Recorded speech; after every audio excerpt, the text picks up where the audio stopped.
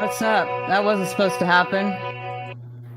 Man, this StreamYard thing is a learning curve. All right, let me get the comments up. What's going on, everybody? Happy, what is it, Saturday? Yeah, it is. It's Saturday night. Happy Saturday night. How's everybody doing tonight? It's good to see you. Here we are for the first show back. What are we doing? MH370 tonight and some new data that has popped up that is rather peculiar. So we're going to be going into all that. It, of course, has something to do with UFOs, or I wouldn't be talking about it, right? So, yeah, we're going to be going into that. We will get started with a little bit of background about the flight and, you know, all the kind of pertinent data, and then we'll kind of jump into the thread and the new footage and the satellite imagery, and then I'll sort of go to you guys and see what you think about this. So, anyway... yeah, it's great to be back, you guys. I've missed you so much. Let's see if that... see, I got to get used to StreamYard. This is all different for me. But I'm learning. I'll learn. I'll get it. I'll get it. I got one chat way over here, another chat way over here. Rumble didn't even go up. I don't know why. So it's kind of cool. I can put comments on the screen, though, but I can't put Foxhole comments on the screen. Hi, Foxhole people. I see you over there. Hi, Kitty. I made you a mod. I hope you don't mind. I hope you don't mind. So anyway, yeah, so let's jump right into it because there is a lot to cover tonight, you guys. There's a lot. In fact, I don't even know if I can do this in one show, but I'm certainly going to try. So let's jump right into it with kind of an intro into the whole flight and it going missing and the whole shebang. And welcome to the new people. And let's see here. Still trying to figure this out, man. Hopefully it'll play and you'll be able to hear it this time. If I can figure out how to hit the play button. Yeah.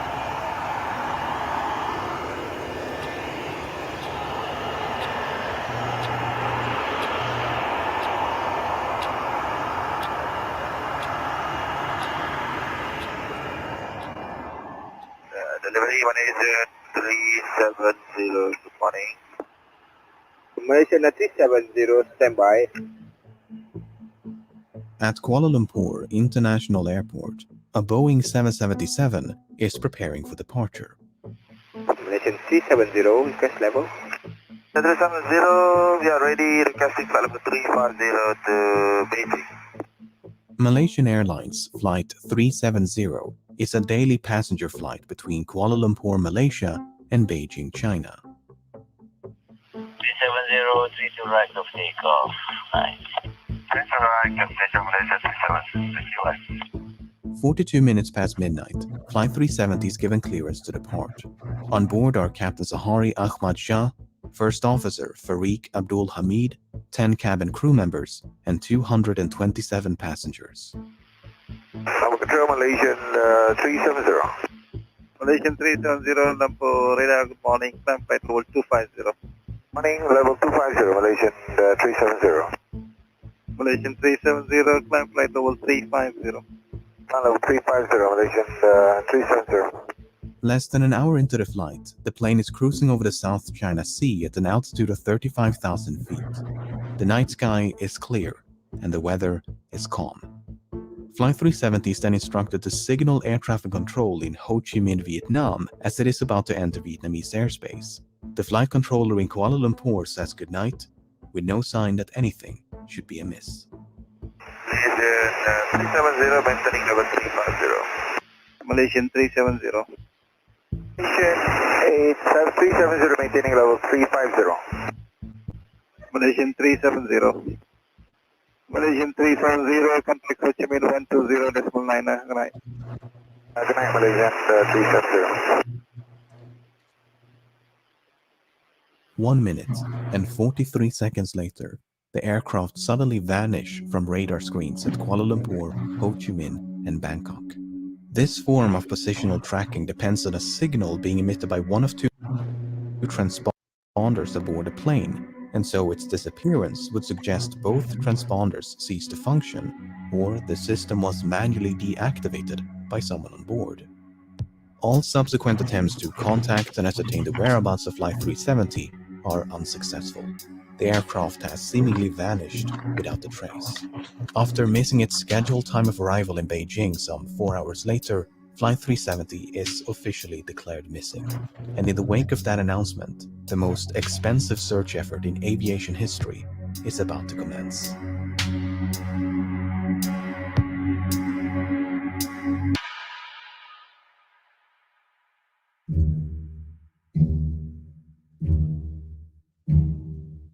The search was initially concentrated around the location of the flight's disappearance between the South China Sea and the Gulf of Thailand. The search area was soon expanded, however, after the Malaysian military disclosed additional information. Unlike the radar system employed by air traffic control, long-range military radar does not rely on transponders but used reflectance to track the position of aerial targets. A review of the data collected by the Malaysian military revealed that moments after contact with Flight 370 was lost, the aircraft had deviated from its scheduled flight path with a subtle turn to the right, followed by a prolonged turn to the left. The aircraft had then flown back towards and across the Malaysian peninsula before turning right near the island of Penang. It maintained this northwesterly heading until it escaped the radar's coverage. Over the next few days, the Strait of Malacca, the Andaman Sea, and the Bay of Bengal was scoured by a multinational fleet of aircraft and vessels, but there was no trace of Flight 370. Meanwhile, investigators began to analyze the aircraft's satellite communication records. Like all modern airliners, Flight 370 was equipped with a satellite communications terminal, or SATCOM, to send and receive transmissions to and from the ground. Prior to departure, the SATCOM terminal had logged onto the satellite network and established a connection with a ground station in Perth, Australia. That station then maintained a detailed record of all the incoming and outgoing traffic between it and Flight 370. This is what it contained. Prior to the flight's disappearance over the South China Sea, everything appeared to be working as intended. Then, at some point during this portion of the flight, the SATCOM link was severed. For whatever reason, the terminal ceased to respond. But 3 minutes after the flight vanished over the Andaman Sea, the terminal requested to log back onto the network. The SATCOM link was successfully re-established and was not disrupted again until nearly 6 hours later, when the flight is presumed to have crashed due to fuel exhaustion. During these final hours, 2 attempts were made to contact the plane via satellite telephone. Both calls were acknowledged by the SATCOM terminal and would have been routed to the cockpit. Yet, they went unanswered. The terminal had also responded to 5 automatic status requests. In short, if the ground station had not heard from the aircraft in over an hour, it would transmit a signal to confirm the terminal was still online. While these transmissions did not contain any information about the flight's position, investigators were able to measure the distance between the satellite and the aircraft at the time of each transmission, based on how long it took those transmissions to be sent and received. This generated 7 rings of possible locations from which 7 of these transmissions are thought to have originated. By taking fuel consumption, speed, and other factors into account, flight path analysis indicated the most probable origin of the final transmission to be somewhere along this arc in the southern Indian Ocean. The search effort shifted accordingly, and as the region fell within the jurisdiction of Australia, the Australian government took charge of the operation. Over the next few weeks, the search area was progressively refined to account for oceanic drift as well as improved estimations of the flight path. But this part of the southern Indian Ocean is so remote it took 6 days just to get there. A new fleet of aircraft and vessels gradually covered more than 4.5 million square kilometers of ocean, but Flight 370 was nowhere to be found.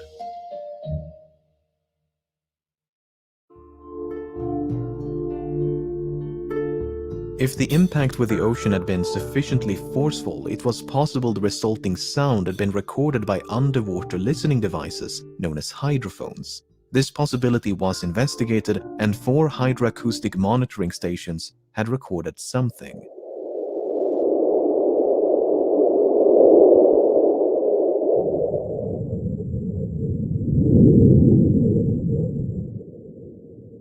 While the timing and direction of the sound were reasonably consistent with the final satellite transmission, the estimated origin was not. The sound was in all likelihood caused by nothing more than geological activity.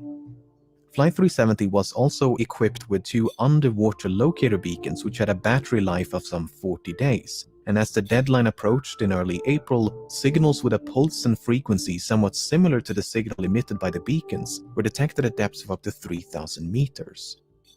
An autonomous submersible then spent weeks scanning the seafloor where the signals had been detected, but no wreckage was ever found. And nothing would be found until more than 16 months later, when a discovery was made on the opposite side of the Indian Ocean. On the 29th of July 2015, a group of people were cleaning up a beach in Reunion, a small island to the east of Madagascar, when they stumbled upon this 2-meter-long metallic object covered in barnacles. Aviation experts quickly identified the object as a section of an aircraft wing known as a flaperon. Upon closer inspection, internal markings including dates and serial numbers conclusively ascertained the flaperon belonged to Flight 370. Even though Reunion Island is some 4,000 kilometers west of the search area, and more than a year had gone by since the flight disappeared, the location was consistent with simulations of debris dispersal patterns. There was now tangible evidence that Flight 370 had crashed somewhere in the Indian Ocean. The discovery of the flaperon prompted numerous searches along beaches and shorelines of southeastern Africa, and at least 31 additional items of interest have since been recovered and examined. Some of these items include a section of the outboard flap from the right wing, a piece of cowling from one of the 2 engines, a partial door from the nose landing gear, a section of the vertical stabilizer, and a mangled casing from one of the embedded headrest monitors. 18 of these items were identified as either likely, highly likely, or almost certain to have originated from Flight 370, whereas only 3 could be confirmed. The remaining 11 could not be identified. There were no traces of an explosion found on any of the debris tested, nor was there any evidence of a fire except for 3 small burn marks on one of the unidentifiable items. The search for debris was further aided by Earth observation satellites. Analyses of satellite imagery from March of 2014 uncovered a number of images which appear to feature man-made objects floating on or just below the surface in the southern Indian Ocean. However, the images were not nearly sharp enough to resolve any identifiable markings, and multiple searches notwithstanding, this debris was never recovered. A satellite image taken mere hours after the final transmission also captured what appeared to be a contrail some distance away from the search area. A later analysis, however, concluded it was most likely a shadow from a somewhat linear cloud formation.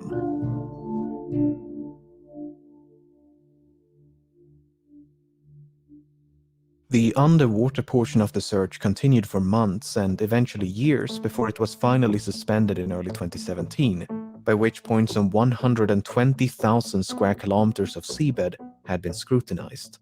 The search effort was then resumed by an American salvage company known as Ocean Infinity, but after more than a year of searching, they too came up empty-handed.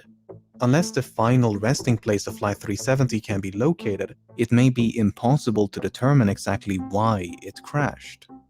Nevertheless, there have been no shortage of theories.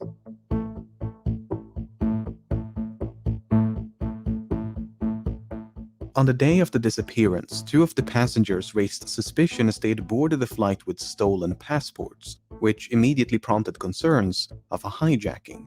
But investigators were unable to link the 2 men to any terrorist organizations, and soon determined they had traveled under false identities because they were seeking asylum, not due to any nefarious intent. Similar suspicions were raised when one of the passengers were identified as a flight engineer, who might have possessed the necessary expertise to take control of a Boeing 777. Apart from the 239 persons on board, Flight 370 carried nearly 11 metric tons of cargo. Among the items listed on the flight manifest was a shipment of lithium-ion batteries, which led some to suspect a fire might have broken out mid-flight. For instance, the crash of UPS Airlines Flight 6 in September of 2010 was the result of a fire that was ignited by a pallet of lithium-ion batteries. Another potential source of ignition would be an electrical malfunction. The crash of Swiss Air Flight 111 in September of 1998 is thought to have been caused by a fire within the electrical wiring above the cockpit. The fire damaged and disabled multiple avionics systems, including the transponders and SATCOM. In the case of Flight 370, the sudden loss of communication and subsequent deviation from its scheduled flight path might have been a direct response to a fire. The two pilots may have turned back towards Malaysia to attempt an emergency landing at the nearest suitable airport. But no such attempt was ever made. Instead, Flight 370 kept going and remained aloft for another 6 hours. Some have theorized the crew might have been incapacitated by a sudden or gradual loss of cabin pressure. For instance, when Helios Airways Flight 522 failed to pressurize in August of 2005, the pilots quickly fell unconscious. Yet the aircraft continued to fly on autopilot for more than 2 hours until it ran out of fuel.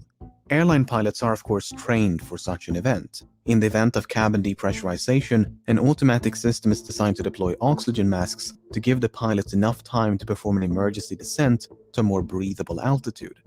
The data recorded by the Malaysian military radar does indeed contain altitude information, but it is highly inconsistent. In fact, a Boeing 777 is incapable of performing the extreme altitude fluctuations recorded. At one point, the aircraft exceeded its maximum operating altitude by more than 15,000 feet before making a 50,000 feet nosedive in less than a minute. Attempts to recreate these maneuvers on a flight simulator were unsuccessful, and thus the data was deemed inaccurate and unreliable. If Flight 370 did lose cabin pressure at 35,000 feet, and the pilots were incapacitated before descending to a more oxygenated altitude, it might explain why the aircraft remained aloft for as long as it did. What is a bit more difficult to explain, however, are these alterations in heading. Flight simulations have established the aircraft must have been under manual control during the initial left turn, as the bank angle or inclination of that turn was beyond the limits of the autopilot. Subsequent turns, however, could have been either manual or automatic. But for the autopilot to have made these course corrections, someone with the requisite knowledge must have programmed it to do so. The only other alternative is that the aircraft was in fact under manual control.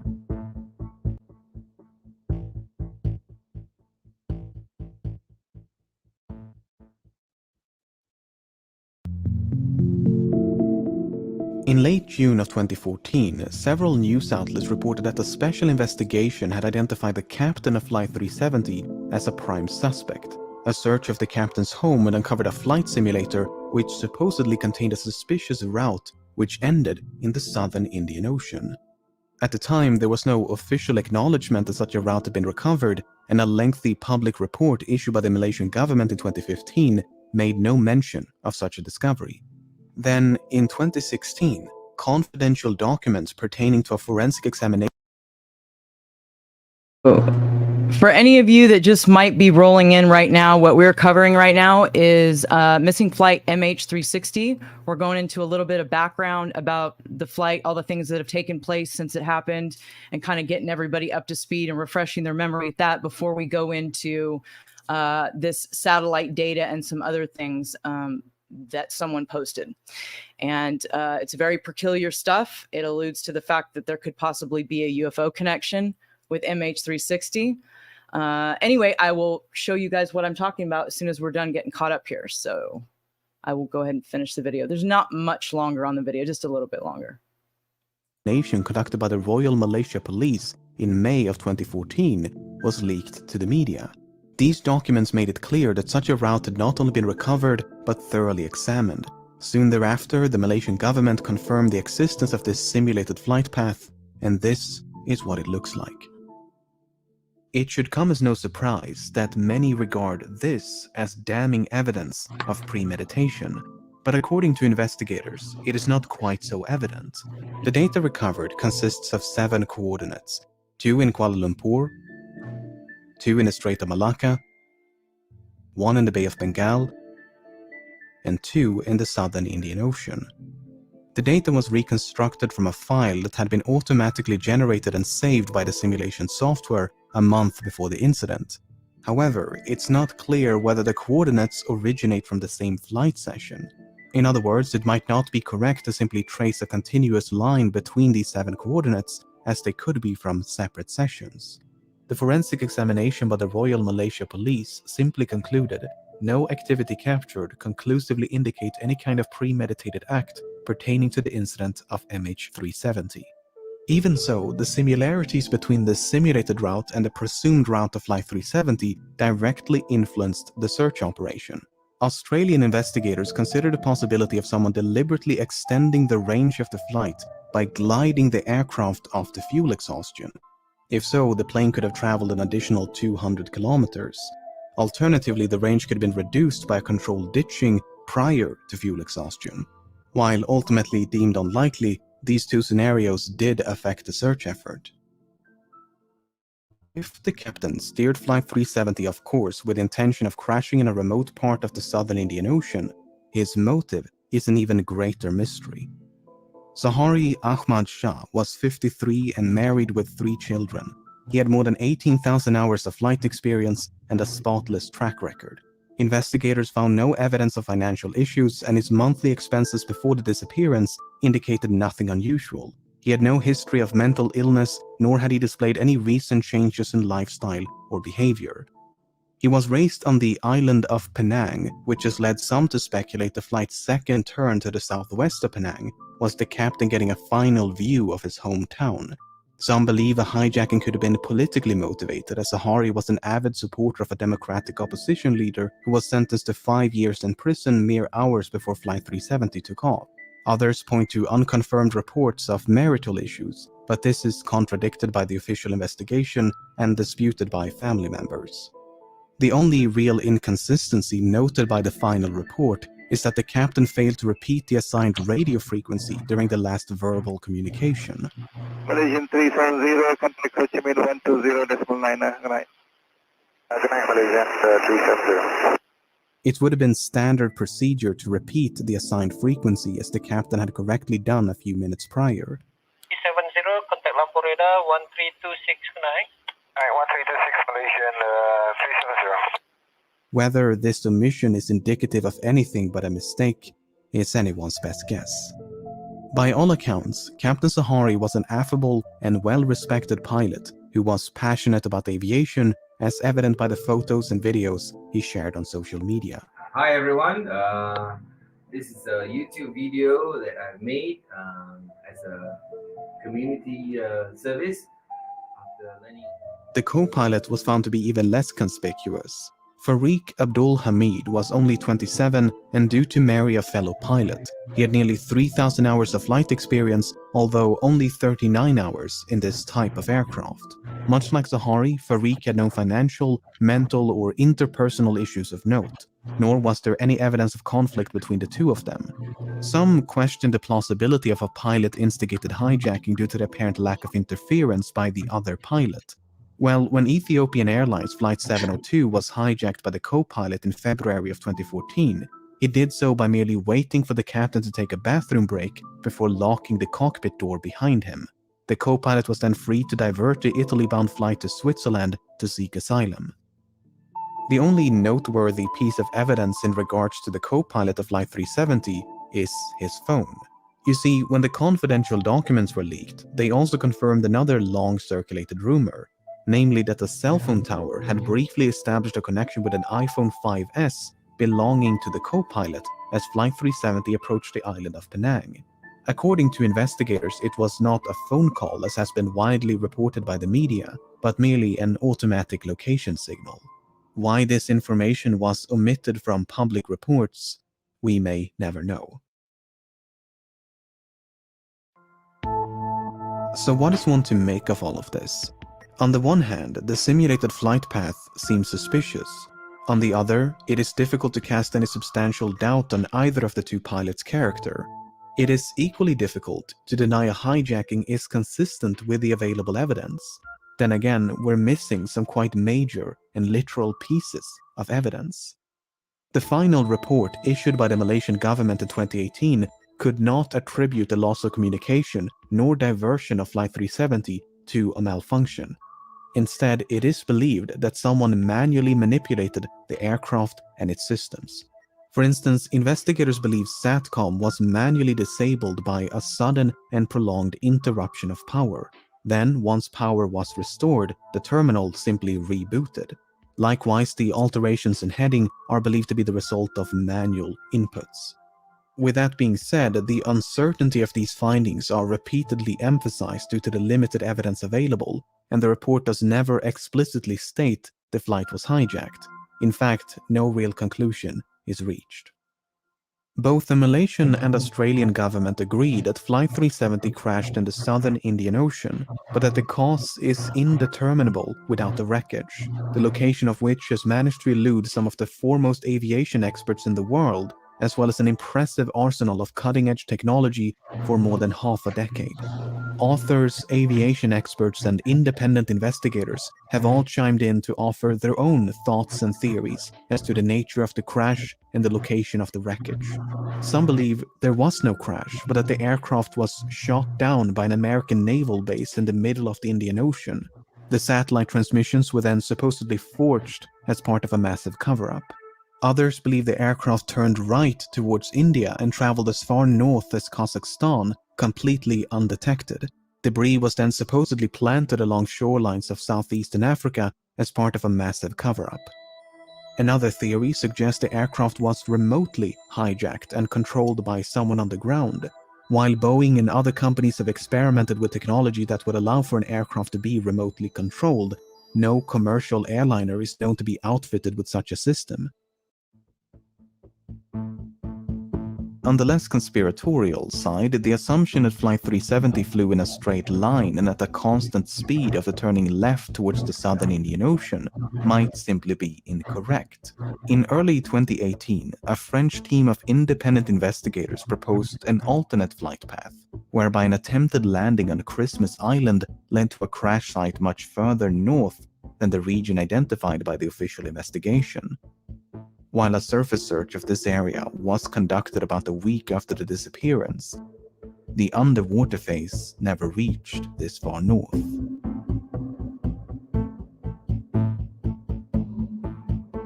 As of the making of this video, the search operation has been suspended, but there have been talks of potentially resuming the search.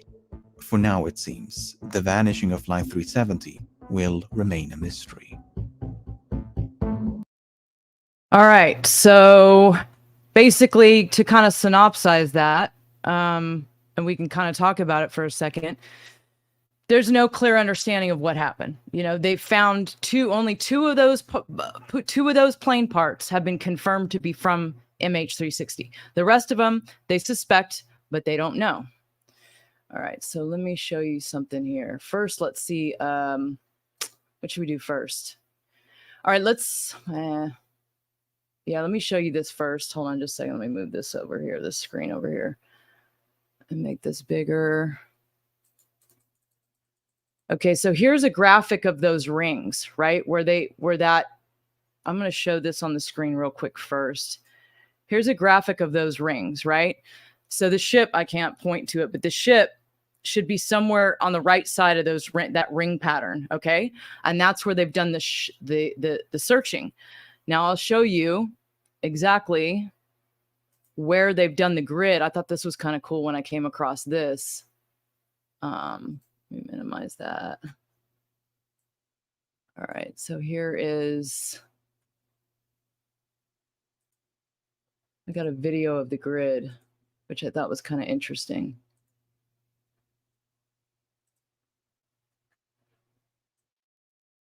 And we can kind of take a look at this while I try to pay attention here to some of your comments about it. So what are you thinking before I show you what I'm going to show you? What has always been your thought process about what happened to this plane? Because I'm going to tell you, planes don't just disappear in the air. So the video that you're supposed to be watching, if I would click on the right button right here, is the search grid that they did in the ocean. And it's basically that lined area that's below Christmas Island. Thank you guys for the gold pills over there on the foxhole. Appreciate your support. I am demonetized on YouTube, just to make you guys aware. So the only way to support this channel right now is going to be Cash App, which the link should be in the description, and gold pills over on the foxholeandpill.net. Okay. So here's the grid pattern that they searched. Okay. Now I saw a couple people brought up Diego Garcia. So I have a very instinctual feeling that Diego Garcia has something to do with this, right? Let me show you where Diego Garcia is in relation to, hold on, in relation to, I got to move this chat over, in relation to where this plane went missing. So let's move Google Earth over here. Oh, now I've lost everything. This is great. This is why you don't click on things when you're live. Hold on a second. I lost my pilled chat, guys. Sorry. Okay, so here is Google Earth. I have it set for Diego Garcia. Let's zoom in and see where Diego Garcia is in relation to this, just so we know where. Okay, so there's Diego Garcia. Now we're zooming out. Okay, and you can see this is where the plane flew over. This is the grid pattern, like over here. So it's the piece of plane was found like in this general area, that whatever they call it, aileron or whatever that piece was, it was found on that island that was right in this area. And this is where the lines are. Basically, that search pattern was probably over a little bit more like this. That's where those lines are of the search pattern. That's where that island is that had that piece of plane. I'm not sure where the other piece of plane was found. I can't remember. And then here's going to be Diego Garcia right there. So that's kind of our closest asset that could potentially be involved with something like this, right? Let me get rid of this and see if I can go and grab the chat back because I've lost it clicking on things. That's why you don't click on things. All right, give me just a second here. All right, I got that back. Sweet. Now if I can just find the chat. It disappeared somewhere. I don't know where, but it's somewhere here. Man. I don't know. I can go grab another one if I need to. I might want to do that real quick. I'm going to go grab the chat real quick. All right. Just a second. It happens.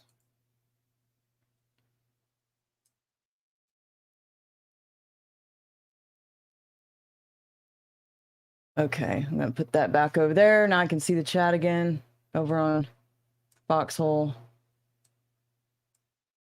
All right. So where was I? Okay. So we were kind of looking at the search pattern here for what, for them looking for the plane. I just thought this was kind of cool that they actually have like a video that shows this. All right. So the other day, I'm kind of going through stuff like I do, and I noticed there's a thread on Reddit. Somebody had posted it over on YouTube or on Twitter. I started going through this thread, and it kind of blew me away. And I'm expecting, as I read it, I'm expecting for there to be, I'm going to find something that's going to be like, no, this isn't possible. No, this isn't possible. Right. But the more I kind of dug into the links and kept looking at it, I was like, no, this is possible. So the question about this flight, one of the main questions is it disappeared for like 6 hours. Okay. But it had all these pings off the satellites and this and that. There was the guy's phone. There's all this different stuff. But it basically disappeared for like 6 hours. So the last confirmed ping was at 8:19 in the morning. So let's go to his thread. All right. So here's the thread. This was the original thread. Now there's like 2 or 3 more threads posted on Reddit about this. It continues. It goes on. And it kind of has the whole line here as to how things happened, and at what time they happened. Okay. But what I'm going to kind of jump to right now, and this is all when something, did a ping here, did a ping there. Okay. And then it kind of goes into this graphic. And then you get down here to this FLIR footage and a satellite perspective. Okay. And then I'll kind of go into what the guy's saying in this thread, because it's a really long thread, right? But let me show you this footage. And this is wild. Where is it? Okay, so this is one of the pieces of footage that's in the guy's thread. This is one of them. I want you to watch what happens in this.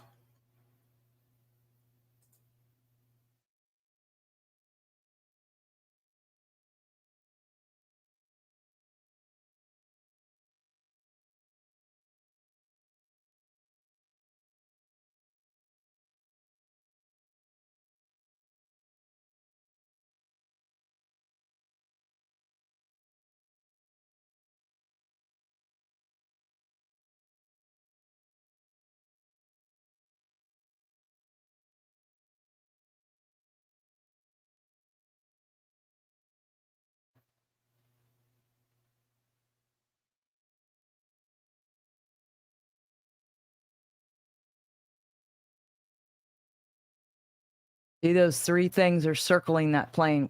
You see that? Now, look, if I was somebody who wasn't into this and hadn't had the experiences I've had in my life, I would be like, yeah, right. Okay? But yeah, right is not a thing here. Stuff like that can actually happen and does actually happen. I don't know how many of you have seen, what's his name? Who did Missing 411, the UFO connection, and the other movies he did. I can't remember his name for some reason right now. But anyway, this stuff does happen. They find bodies all the time where they shouldn't be. They find them way after they've been looking in the same area. Things like this, it happens all the time, right?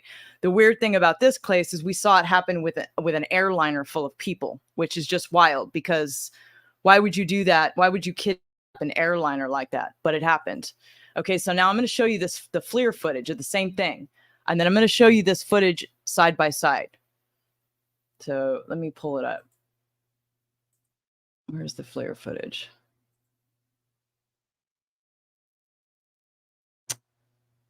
I got to go back to the thread. I can't find it. I got too many links. Too many links. Yeah, I got two of the same thing. Okay, let me scroll down here, see if I can find it. Hold on just a second, guys. All right, so where's the link?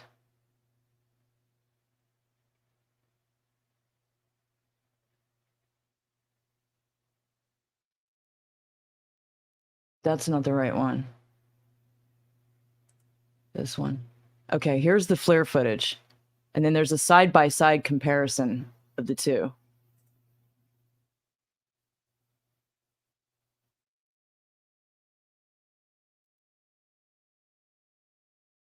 So if these are not genuine, you have two separate tapes of the same thing.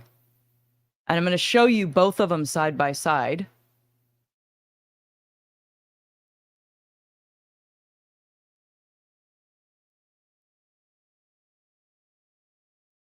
And I'm going to show you some of the rest of the really important data in the guy's thread.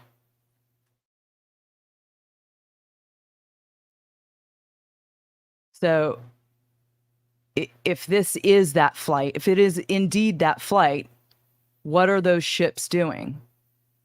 Creating a wormhole and taking the plane. So if this footage is genuine and they created a wormhole and they took the plane, well, there's two pieces of it that were found, right? So this topic gets really deep because if this footage is genuine, it changes everything. If this plane was kidnapped. Now, also, if you'll notice in the second footage, it's daylight out. The last ping from this flight was at what, 8:19, 8:17, or 8:19 in the morning. So that's possible. But if this plane was kidnapped at 8:19 when the last ping went off, and this is how it was kidnapped, well then,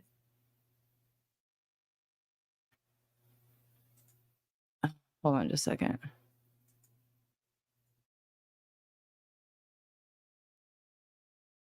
I'm going to show you the side by side right now.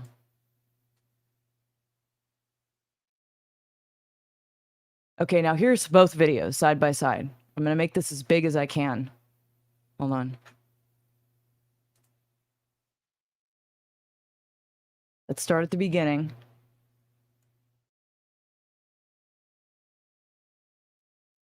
Where was that plane for 6 hours? If this footage is genuine, it proves to be genuine, and it's not ultimately debunked.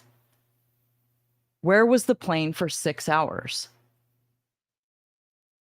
Could it have been flown on autopilot? I mean, I gather from that video that it's possible it could have been flown on autopilot after it pinged the guy's phone near the island.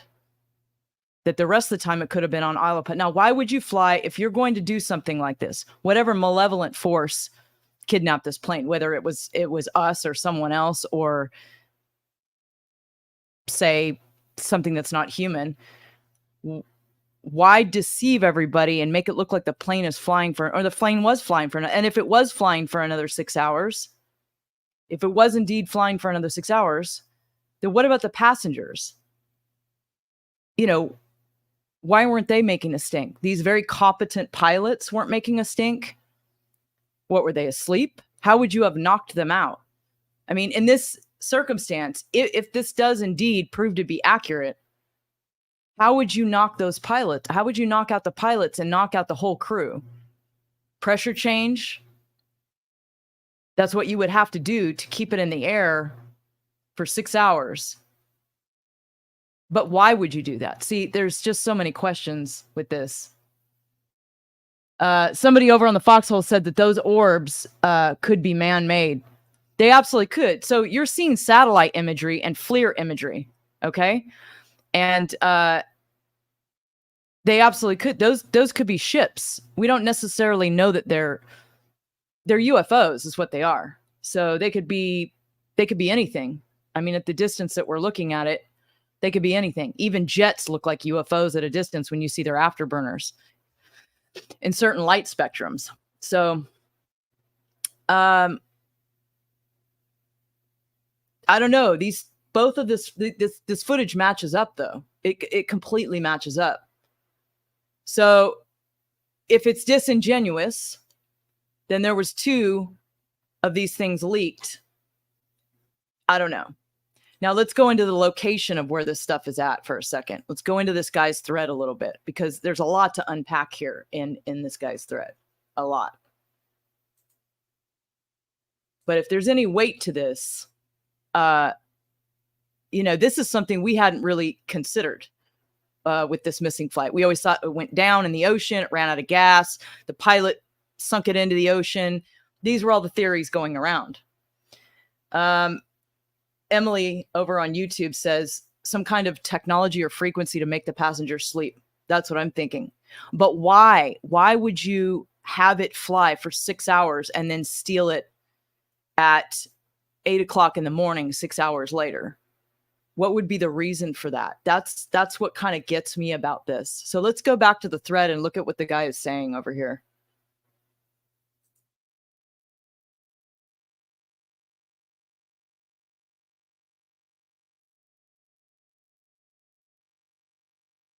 Let me see what everybody's saying over there on the Foxhole.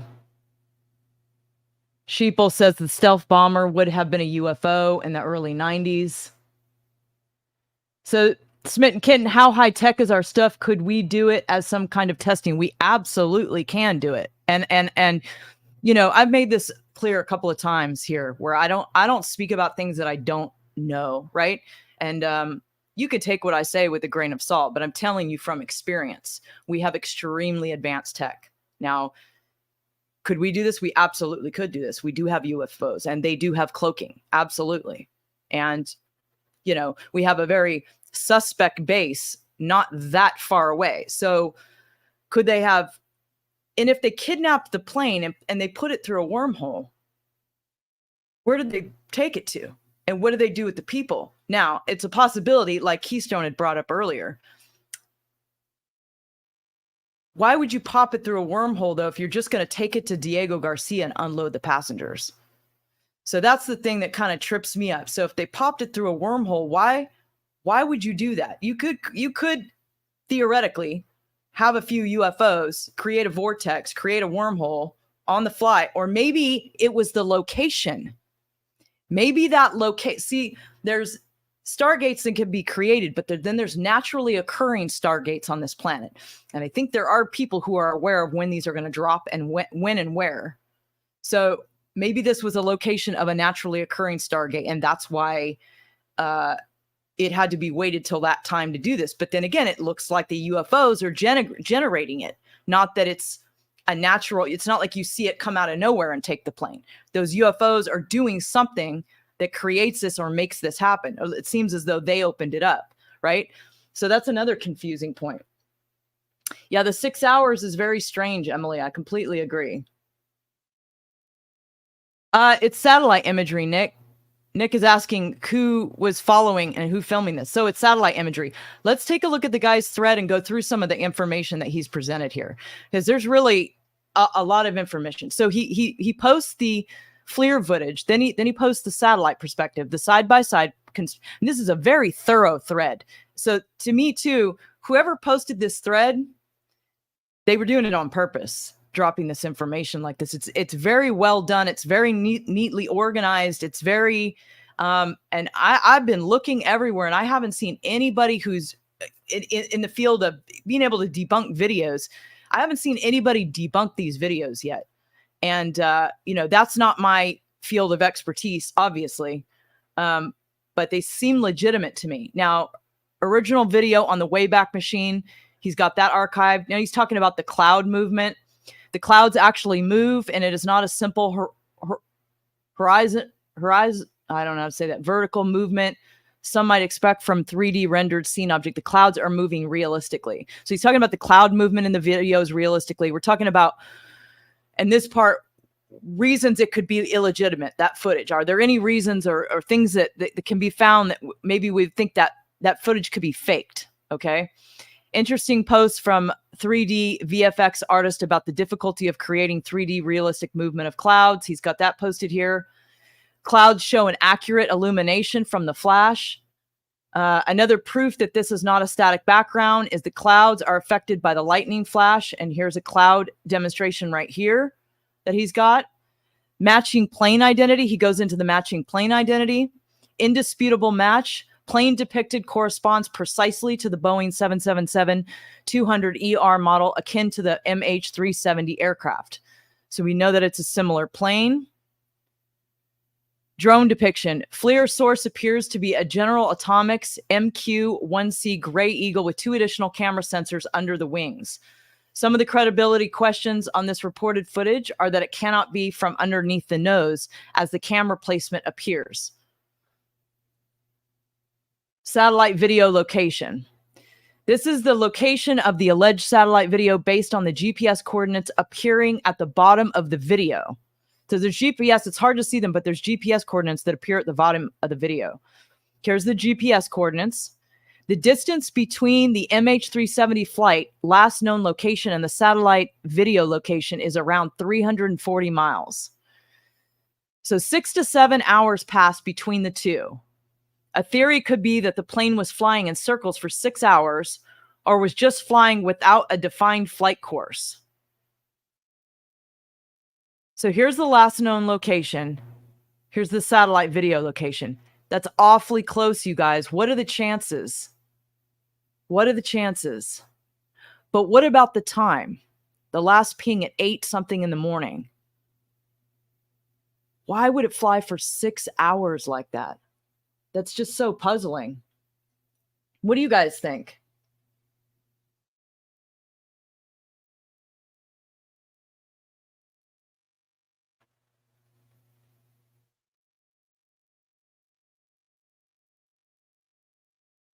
User point out the GPS coordinates could also be these here. So they're trying to decode what the satellite coordinates are based off of the video, which it's hard to make them out exactly. So there's 2 different satellite coordinates it could be. It could be this one that's 348 miles away, and it could be another one that's 1,100 miles south of the last known plane location. That's a big difference, whether it's this one or that one. Now, I haven't had a chance to go through like his third thread and see if it was ever figured out exactly which coordinates it was, because it makes a big difference. Is it the 348 miles or is it the 1,100 miles? Satellite angle shot. According to the satellite video data from the bottom of the video, the source of this footage is most likely satellite NRO L32 launched in 2010. Other proposed satellites are here. Some Redditors have asserted that the satellite footage could depict an overhead perspective. However, it's worth noting that not all satellite imagery provides a directly top-down view. In situations where the satellite's position isn't precisely directly above the target, the resulting shots might exhibit a slanted angle. For clarification, consider the following example. Another example of satellite footage, this time with an overhead angle. So he's got 2 examples of that. Thermal coloring. Some people have suggested the colors presented in thermal imagery are atypical for military footage. However, it is important to understand that thermal coloring represents a configurable parameter for heat vision cameras. This feature is standard and can be adjusted even after the recording has been made. Round UFOs claim. The news article claims that rounded UFOs were detected in the vicinity of MH370 flight before disappearing. The first particular in the vicinity of a round object appears in the vicinity of 37 amid others, which...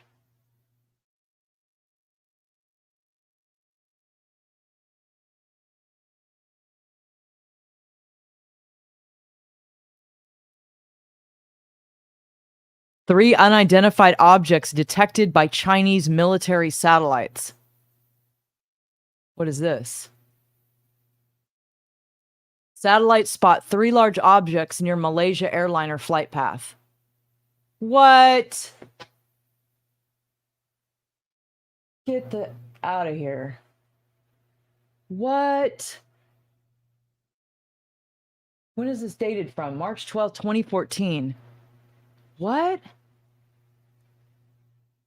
Ho Chi Minh City, March 12. Satellite images posted on Chinese government website appear to show 3 unidentified floating objects in the waters between Malaysia and Vietnam near the flight path of the missing Malaysia Airlines plane. What are the chances? The blurry images were taken by Chinese satellite on Sunday and loaded today onto the SatSend website, which is operated by China's National Defense Science and Technology Ministry. It described one of the images as some debris in the area where the Malaysian airliner's passenger plane lost contact and was suspected to crash. It's not clear whether the objects will turn out to be related to the doomed flight or turn into another false lead that has plagued searchers since the plane disappeared with its 239 passengers 5 days ago. The largest object measured 72 feet, while the smaller object, 45 feet by 62 feet and 42 feet by 59 feet, according to the Chinese agency. These objects were detected in the South China Sea, about halfway between Malaysia and Vietnam, and east of the original route of the flight. I have a theory, though, like with our ships. So there's these things, they're drones, and they're called loyal wingmen. I heard somebody, I was in a Spaces not too long ago with the guy from DARPA, and he was talking about these drones. He dropped like a few crumbs on some stuff in there, and I started researching the stuff he was talking about. And the reason I got intrigued with the loyal wingman thing is because when the original UFO that I saw that like decloaked in front of me, there was drones there immediately. And my theory on that has always been that AI dispatched those drones because no human could have dispatched them quick enough. They were there immediately. So I thought, okay, it was a supercomputer and it was AI that dispatched those drones, and that's why they were there so fast. We know when a ship, and they've even said this, they've even came out and said this, that we know when a ship manifests in space-time immediately, right? So I'm thinking, okay, so the AI dispatched the drones, right? Then I heard the DARPA guy talking about the loyal wingmen. So loyal wingmen are drones, and they follow other drones. They're their wingman, right? So if what I saw, the ship I saw, this got me thinking on a whole nother train of thought. If what I saw was an advanced drone of ours, which I do believe it was ours, if it was just an advanced drone, say it was unmanned, or I'm sorry, I'm saying if it was a manned drone, I think the windows were tinted. I couldn't see in there. I don't know for a fact if it was manned or unmanned. But if it was manned, it would have had loyal wingmen with it. So that would make sense. It would have had drones with it, flying with it. So, you know, if it was unmanned, I don't know. I mean, what they talked about in the article that I read is that specifically manned drones will have loyal wingmen, which are unmanned drones, following it. So I don't know. But either way, kind of crazy. So just take that into consideration when you're looking at this high strangeness stuff like this, is the loyal wingman. I didn't know about that. I would love to get the answer to that question. Was it AI that dispatched the drones, or were they loyal wingmen that were flying with the ship? Right? I wish I could get the answer to that, but I don't have it yet. I just endlessly research and go down these rabbit holes and try to figure it out. Been trying to figure it out for years and still don't have the ultimate answer on it. But I think I'm definitely a lot closer than I used to be. Yeah, so manned loyal wingmen are unmanned and they fly with the manned craft. Yes. Yeah. Mel Tulip said, interesting synchronicity. Just started watching a show on Netflix called Passengers about a plane that disappeared and then returned years later. Very interesting. Yeah, that stuff happens to me all the time. Those things. I'll be working on something and then I'll start seeing stuff about it. And then I know that's what I'm supposed to be working on, you know? So Steven says, yeah, so our F-22s and F-16s will be flying with drone planes to back them up. Yeah, so we're moving into that time, guys, where artificial, I mean, there was just an announcement with the Department of Defense the other day about they're going to be having AI beginning to run some things, some large language models and stuff like this. So we're really like going into that. And with Space Force and with drone swarms and all of this stuff, really warfare is completely changing. And so, I mean, this footage, what are the chances of this, though? This really trips me out. I didn't click on this link before. This thread is really long and massive, guys. I can post it and you can go through all of it that you want. But this stuff, there's so much wild stuff in here that kind of correlates with this that I had to do a show on this because this thread is just a trip. It's a trip. And it originated on another platform and then it was posted onto Reddit. So I'm not sure where it originally came from, but yeah. So I think it's definitely a possibility here. And everything in here kind of supports it. But there was debris found. He kind of goes into that. Interesting, it should be noted the debris associated with MH370 flight was discovered, taking into account numerous abduction narratives. If one were to entertain the notion that the plane was taken by UFOs, it is conceivable that it was subsequently returned to a different location, but maybe just the plane was returned, right? So I was thinking the same thing.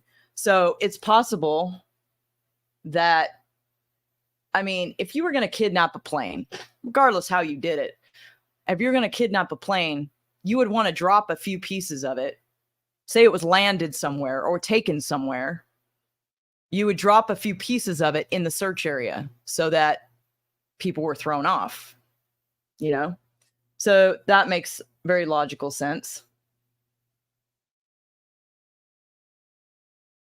I mean, I hadn't even considered anything like this until I found this thread. And I'm just, it's kind of mind-blowing, really. So yeah, it talks about some debris was found, even if the plane was not returned, was indeed abducted and caught on camera by the military. There's a high chance that some fake debris would have been planted. So maybe some of those pieces that they couldn't prove were fake debris. So then there's articles posted about doubts about the veracity of the debris. So there's multiple articles about that. So it just goes on and on. There's a lot here, you guys. So there's a lot of talk about some of that stuff could have been planted. Theory of pilot Zawahiri, I can't say his name, crashing the plane into the ocean. This theory is based on a flight simulator data obtained from the pilot's home computer. This article says there was a very odd route which ran up the Strait of Malacca, turned south after passing Sumatra, and then flew straight down into the southern Indian Ocean before terminating in the vicinity of the Seventh Arc. There's actually several simulated paths the pilot played on the simulator. The simulator paths are interesting, but it's really not anything that, you know, it could just mean that Captain Shah, I don't know how to say the name, was practicing emergency landings. Yeah, see, that I thought the same thing when I saw that. I thought, you know, he was probably practicing how to do emergency landings or whatever. It really didn't, to me, it didn't stand out as proof of anything, you know? I don't know. What do you guys think? What was the condition? Forrest Friend is asking, what was the condition of the pieces found? You know, I don't know. I don't know. That's a good question. I mean, I saw what you guys saw in the video about them finding those two pieces they could prove for sure. But I don't know the condition of the pieces. That would take more research into the actual pieces themselves and where they were found and what condition they were found in. So here's an analysis of pilot simulator data. Guardian article says it is not known whether the simulation was made by Captain Zawahiri, but the simulator was in his home. So they don't even know if he made it, just that the simulator was in his home. The ATSB said confirmation of the plotted course did not prove theories that the captain planned a deliberate murder-suicide. Yeah, I think that that's highly unlikely. It is a curious thing that was on his simulator, but again, it could just be kind of a coincidence. It really doesn't stand out to me as proof of anything. And see, intuitively, I've always known that this flight was something weird in the level of high strangeness. Like I knew that. I've always known that intuitively. But there was just no evidence for anything. There was no evidence for any weird stuff until this thread appeared on Reddit, right? Until this FLIR video popped up and the satellite video popped up. And it's compelling stuff. I mean, it'd be nice if we could figure out exactly where the location came from. That 387 miles is a big deal, but 1,100, it'd be nice if we could know 100% if the videos are genuine too. So in my opinion, if the pilot wanted to crash the plane, why fly the plane for 7 hours after turning off its transponder? Why change his planned route drastically? Right? Like the pilots changed the route. Now, the autopilot could have taken over at that one turn, but the original turn that he made, a human being had to have done that. So he had to be in control of that plane to make at least that turn. So, when we're going down the theory of those people being put to sleep or something like that, they had to have been, or at least the pilots had to have been awake and still flying the plane to make that steep turn. And then after that, it's possible that autopilot could have been flying the plane and that they could have been knocked out. That is a possibility. All right, so let's see. All right, the aircraft's disappearance took place on March 8th, and the video in question was first posted on May 19th. The individuals behind the potential hoax had a span of 72 days to develop these videos. Their process involved crafting 2 photorealistic videos depicting the same scenario from distinct viewpoints, each incorporating diverse effects and frames per second. This could be achievable if utilizing a 3D rendered environment, compelling GPS data, and classified satellite insights to ensure alignment with MH370 flight specifics. Creating lifelike cloud animations with the rendered scenes, a technically challenging task. Unlike common 3D rendered clouds, these clouds exhibit realistic shape changes influenced by wind. Capturing the video through filming a screen. If this is a leaked video, this method could be the most plausible means to avoid obtaining the original classified footage, a potentially more intricate endeavor.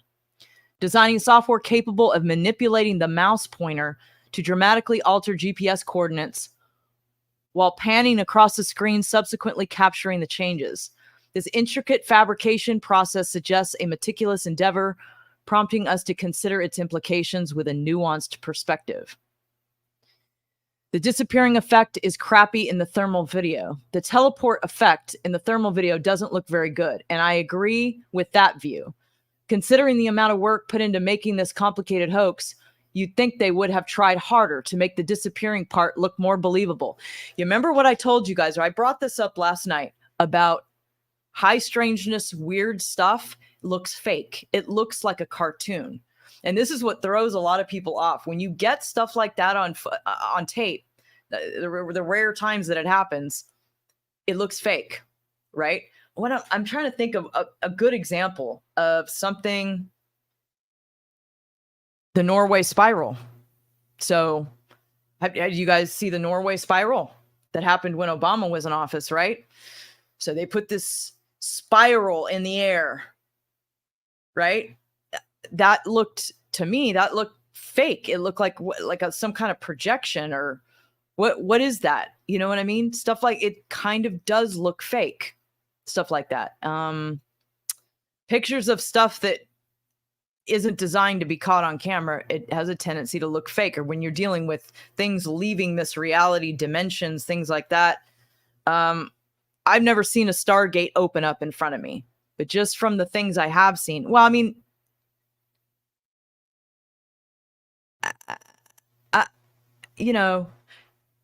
I don't know. To this day, I've been told by a lot of people, and there's there's validity to this. There's sauce to back it up.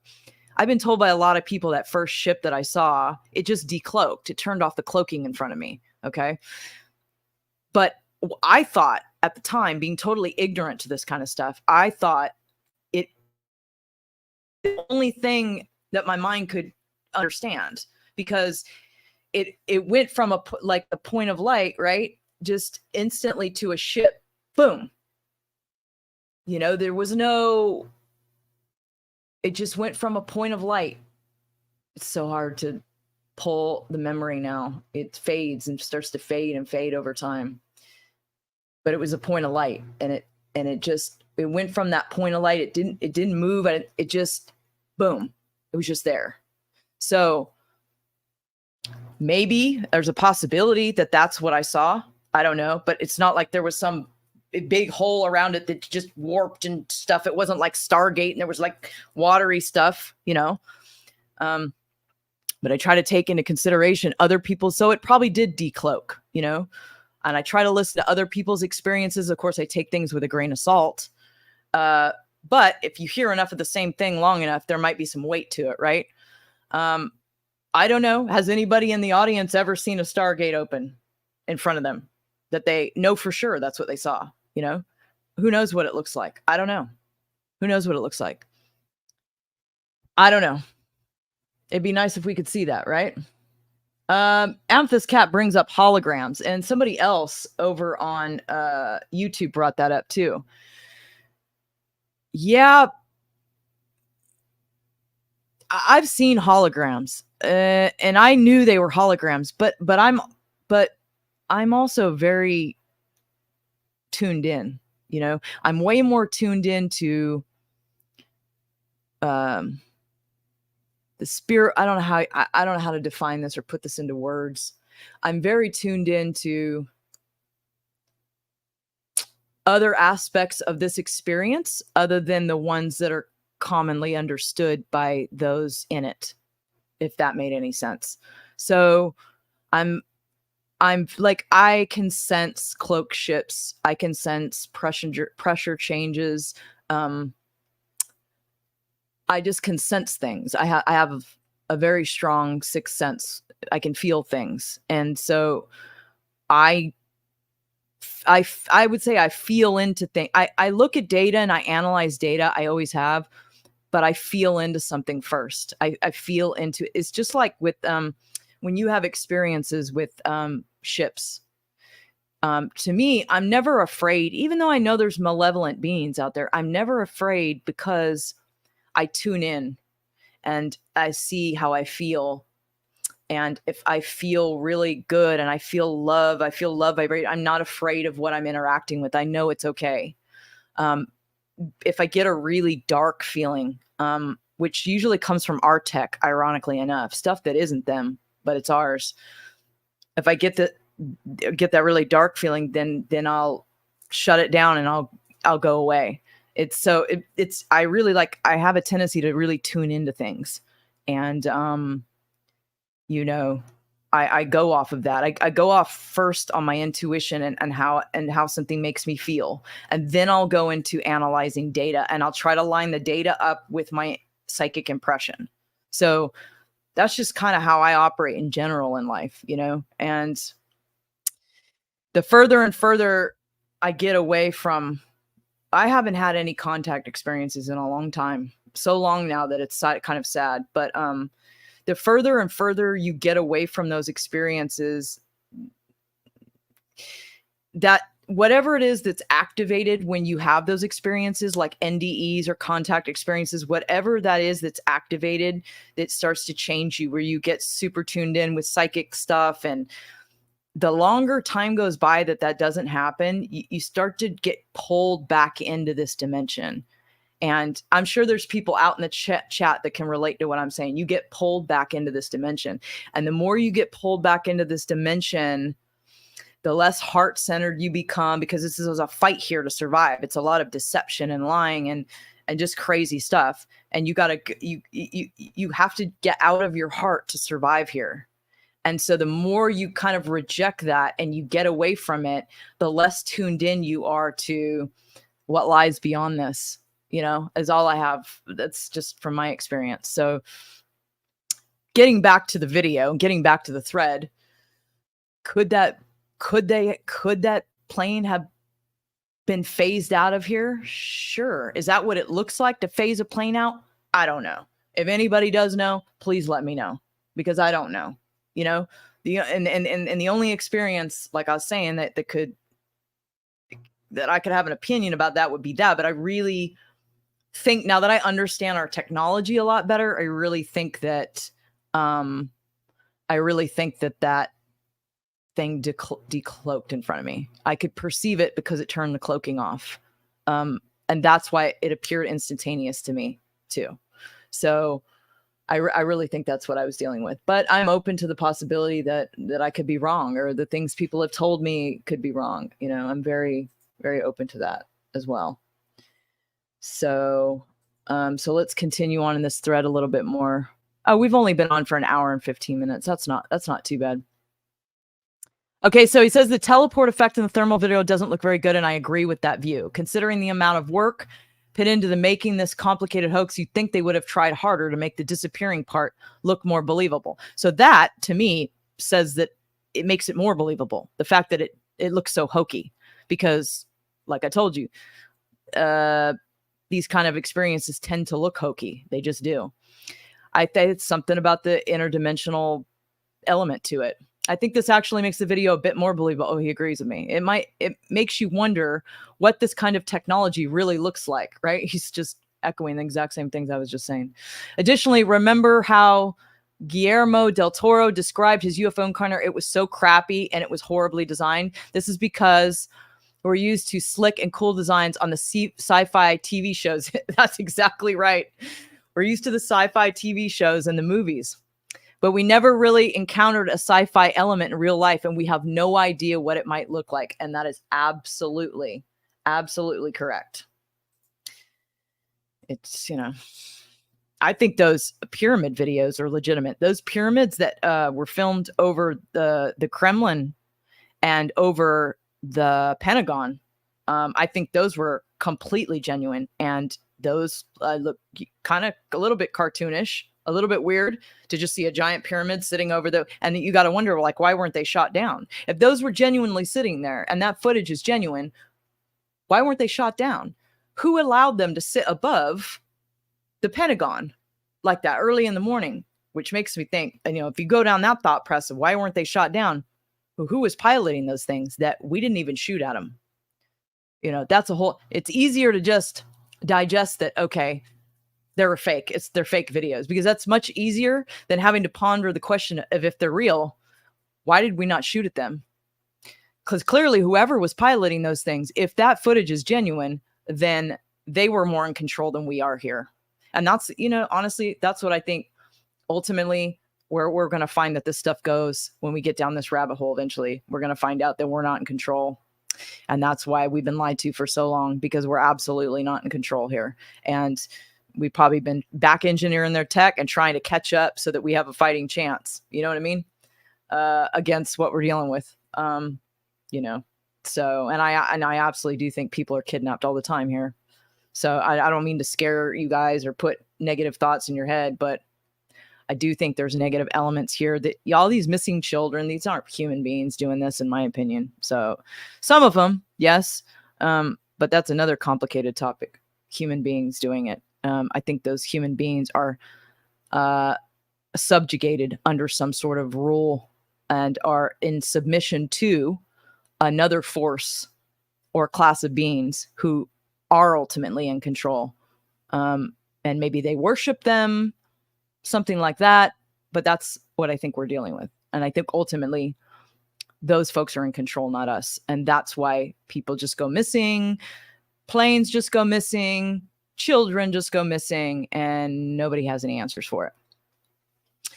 So let's see, where were we on this thread? Okay. The possibility of drones and satellites being in proximity is reasonable due to the aircraft's extended flight duration of 6 hours after going off radar. This time frame allows ample opportunity for their deployment. Additionally, a U.S. military base on Diego Garcia Island, approximately 2,000 miles from the 2,000 miles from the location depicted. I didn't know it was exactly 2,000 miles. U.S. military base Diego Garcia, which it's funny because in relation to this topic, this Diego Garcia keeps. So there are so many weird stories about that place, you guys. There's so much going around in the collective consciousness about Diego Garcia that there has to be some level of truth to it. There has to be weird stuff going on there, because even if 90% of the people whose stories have stories about Diego Garcia are LARPing, even if 90% are LARPing, that 10% that's not, I'm telling you, there's weird stuff at Diego Garcia. We have this base in the middle of the ocean, and there's just a lot of weird stuff around it. So, you know, it is relatively close. It's 2,000 miles away, but it's still relatively close. 2,000 miles away from the location depicted in the satellite video could be relevant.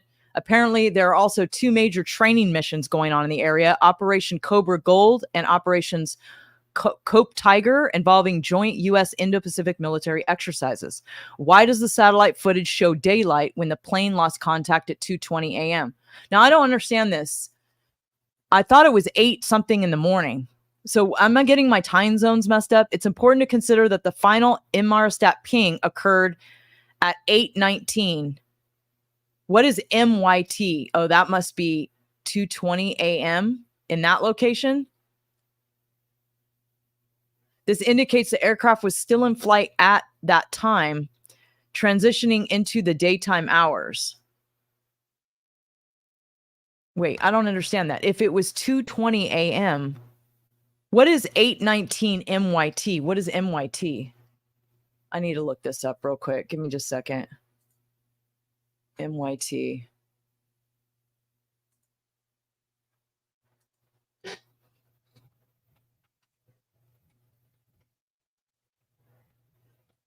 don't understand this. Malaysia time. So that's Malaysia time. So 8:19 Malaysia time. So where are they getting this 2:20 a.m. from?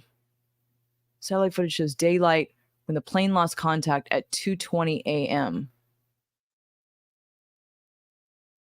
It's important to consider the final Inmarsat ping occurred at 8:19 Malaysian time. That's in the morning. This indicates, yeah, but they weren't in Malaysian time. So where are they getting this 2:20 from? Does anybody know where they're getting this 2:20 from? Okay, when it was 9:21, what is it? When it was 8:19 Malaysian time, it was 2:20 in what time zone? This indicates the aircraft was still in flight at the time, transitioning into the daytime hours. This confirms a duration of approximately 7 hours of flight after the transponder was turned off at 1:21 a.m. Okay, so let's look at his personal thoughts on this. Okay.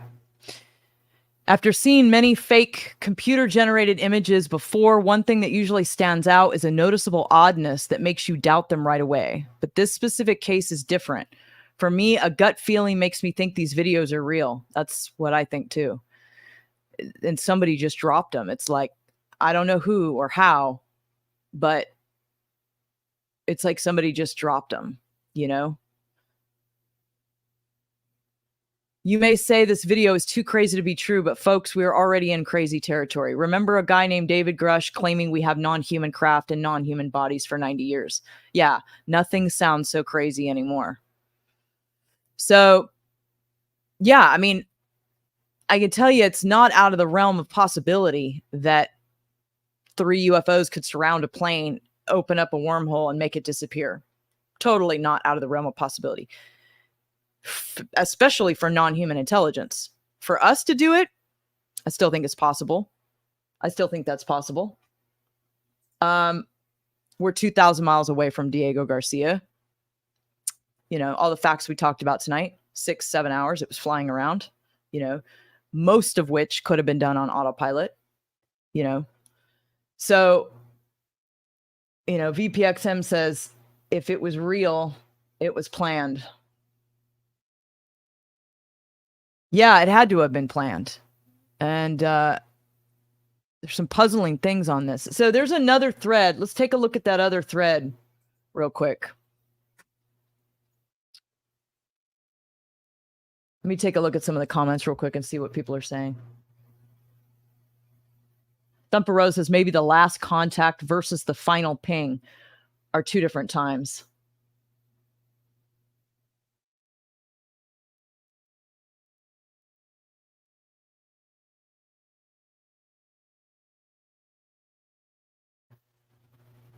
All right, so let me see. Let's take a look at this other. Let's take a look at this other thread. There's another thread. Of course, I'll post the link to this thread, you guys. You go through there, tear those links apart, go into all that stuff, and if you find something I didn't acknowledge or you find something that disproves this, please, by all means, let me know, because I've yet to find anything.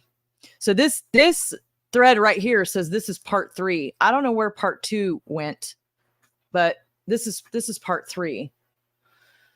So this is the person, by the way, that posted this.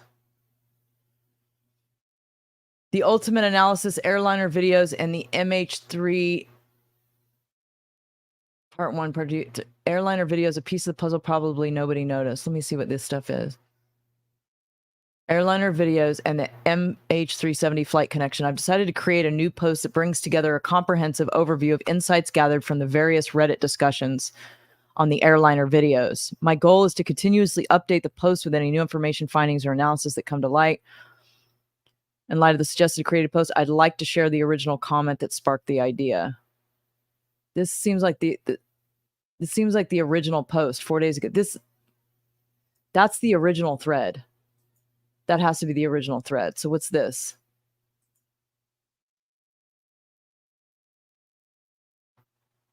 Small detail that could potentially have missed. Well, I'd like to bring attention to a small detail that could have potentially have been missed.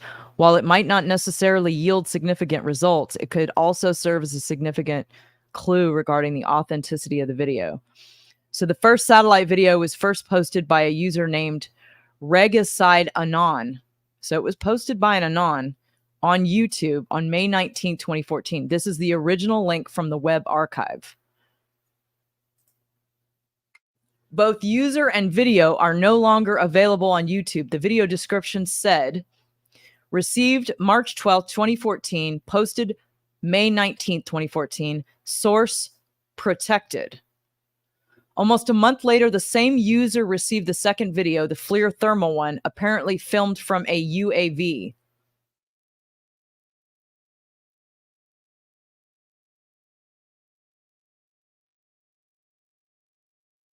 What's this?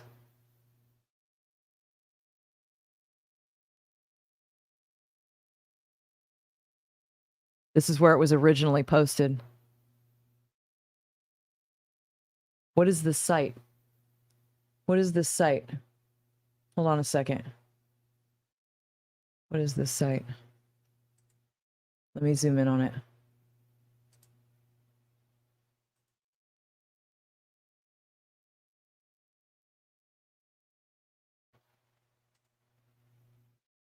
All right, so this site, it's the Wayback Machine. Okay, so this is the Wayback Machine.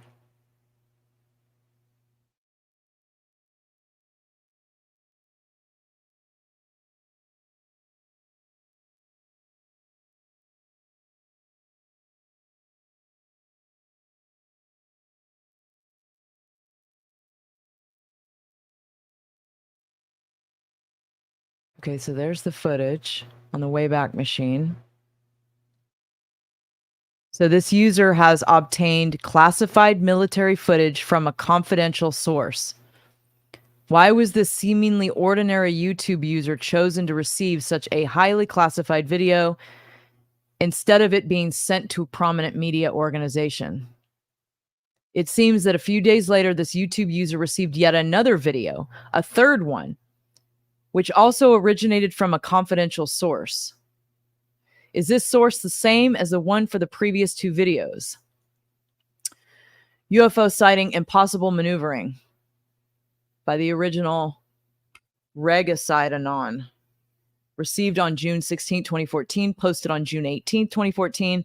This information can be seen from the user profile on YouTube from the web archive. So this is Wayback Machine.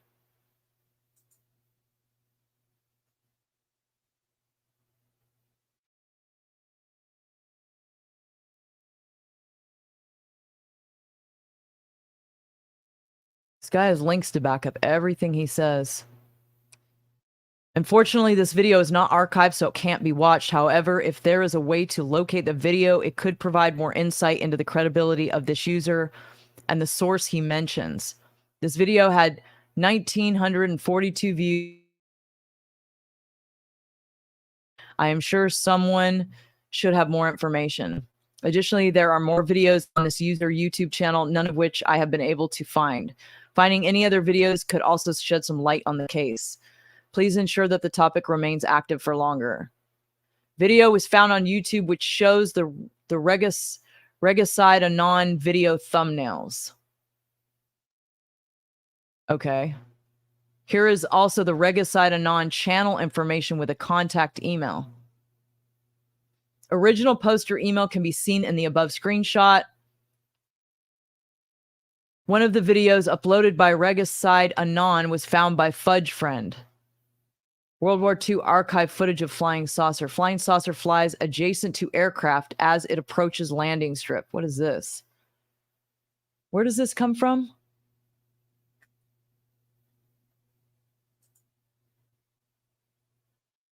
Por suerte tengo captura que le hice ese canal antes que lo borraran. This guy's thumbnail. I see. It's in this guy's thumbnail. When did this video come out? 3 years ago. It's in that guy's thumbnail. Okay, I get it. Channel information with a contact email. So there's that guy's channel information with a contact email. So this is another video that was uploaded by Regicide Anon. One of the videos uploaded by Regicide Anon was found by Fudge Friend.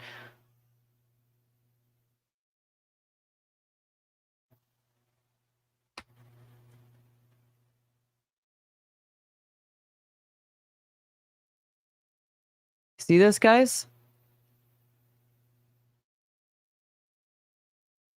Hold on.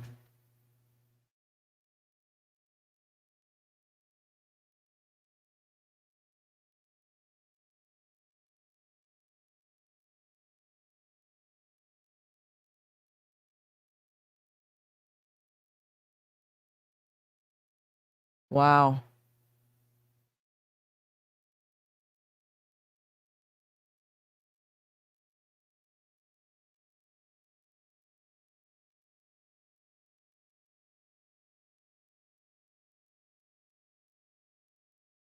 So this is a flying saucer. This is another video that Regicide Anon posted of a flying saucer flying next to an airplane.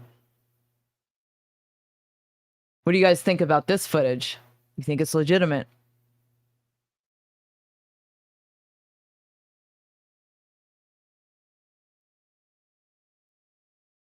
Thread about this video.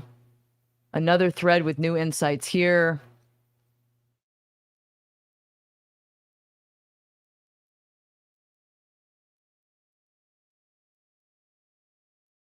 So, yeah, pretty wild. Let me link the thread, the original thread for you guys, so you can go and look at it yourself. We didn't appear on Rumble tonight. Something happened with the link. I don't know. It did something funky, so it never went up on Rumble. Sorry about that for those of you that were wanting to watch on Rumble. Let me get the link to this. I'm going to go ahead and put it in the chat. I will also put the link in the descriptions on platforms. This is wild. Do you think the flying saucer's fake, Nick? Flying saucer video? What are you basing that opinion off of? Curious. It's posted by the same guy, so I really, really hope that somebody who's good with figuring out if videos are genuine can dig into those videos and determine for once and for all if they are legitimate or not. Because first we need to get there with, are they legitimate? And then once we've determined whether they're legitimate or not, if they're legitimate, then we can start to put the puzzle pieces together with the times and the locations and the rest of it and try to make some sort of sense out of it and see if it's actually MH370 or points that it is or not, maybe another aircraft. But if it is another aircraft, if it's legitimate footage and it's another aircraft, it's not MH370. Wouldn't we have heard about another disappearing plane like that? A plane the size of the Malaysians plane? Wouldn't we have heard about that? You know, like in the news or something. Yeah, you're welcome. So everybody should have the link. I'm going to go ahead and post it again.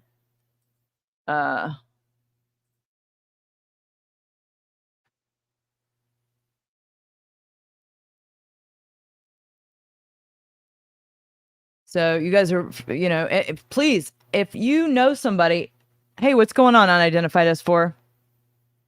You don't understand my comment, Bob? Or no, he's talking to somebody else. He's not talking to me. So yeah, if you know somebody who is skilled in that department and can analyze these videos and determine, who can do video forensics and determine if they are, you know, if they're genuine or not, that would be useful. That would be useful. Please contact me if you're able to figure that out. But instinctually, just from what I've looked at in this guy's thread and looking, I don't think this stuff is fake. Now, if it's not fake, is it MH360? I don't know. Is it possible? Sure, it's possible. But is it MH360? I don't know. So I just wanted to come here tonight and present this thread to you guys and show you what I found and, you know, let you do kind of some digging and looking into it of your own. And hopefully it opened a few people's minds, at least, to the fact that it's possible that something like that could have happened. I've always thought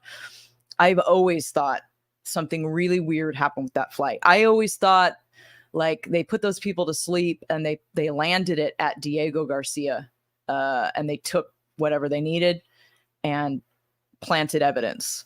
That's what I always kind of figured that's what happened. I always kind of assumed that's what happened. I never in a million years would have considered that it was flown right through a Stargate, but it's possible, you know. And if it was, who did it, you know? So there's a lot of things that need to be determined here. Step one would be determining whether this footage is actually genuine. So anyway, yeah, if you know anybody who knows how to do that, that would be very useful. At least we could get that far with it, and then we could move on to the other questions and try to determine more about it. So I think the flying saucer video is interesting. I'd like to know if that's genuine too. So anybody who wants to dig into Regasidanon, or I don't know how you say it, but anyways, dig into that guy, his channel, everything about him, and try to figure out what's going on here. Is this somebody leaking stuff to us? Is this somebody trying to leak the truth to us about that flight? Or are we being bamboozled like is so often the case anymore these days? So anyway, thank you so much for joining me tonight, guys, for my first stream back. I have a few things I'd like to do, and you know, I'm gonna be kind of like all over the place, but I wanted to show you this because if this is genuine, this is really unbelievable. So I wanted to get this out there so people could start really trying to figure that out, trying to determine that. So so yeah, so thank you for being here tonight with me. Let me see if there's anything I need to oh, first of all, I want to give a shout out to Bree. Bree does my graphics and my media stuff. Her links are always in the description. She does an awesome job, you guys. And definitely, if you're looking for any stuff like that, you can find her information. You can contact her on Twitter, and her Buy Me a Coffee and her Twitter are in the links in the descriptions. I gave you the link to the thread. I really don't think there's anything else right now. Again, thank you to the mods. I don't really have any like predetermined mods right now. So those that are here that have just been kind of helping out tonight, I really appreciate you doing so. And yeah, thanks for hanging out with me and being here, guys. I'm trying to get back into my groove here.